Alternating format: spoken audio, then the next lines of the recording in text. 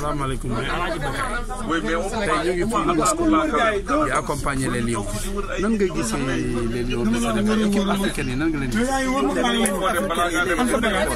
xoolal Liverpool ñan ñoo fa nekk les Africains ñoo ko doxal.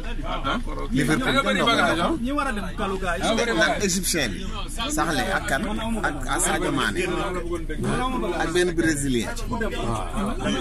et puis ñoom ñëpp ñëw nañu dañuy dugal seen bagage. boo xoolee pays africain Égypte Égypte Maroc Nigéria Sénégal mais am na Tunisie moom xamul nan la mel xamuma ko en donc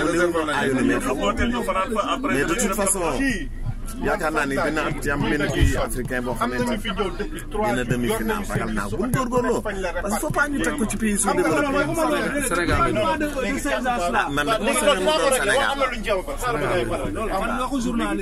ma sañoon mu doon Sénégal mais vraiment dafa jot il est temps pour que Sénégalais yi mais di dem ay demi-finale di dem africain yi di dem demi-finale parce que ñoom ñooy footballandoo boo demee Angleterre ñoo fa man boo demee France ñoo fa man boo demee Espagne la même chose. yow bëgg léegi toog comme ça ba kañ il faut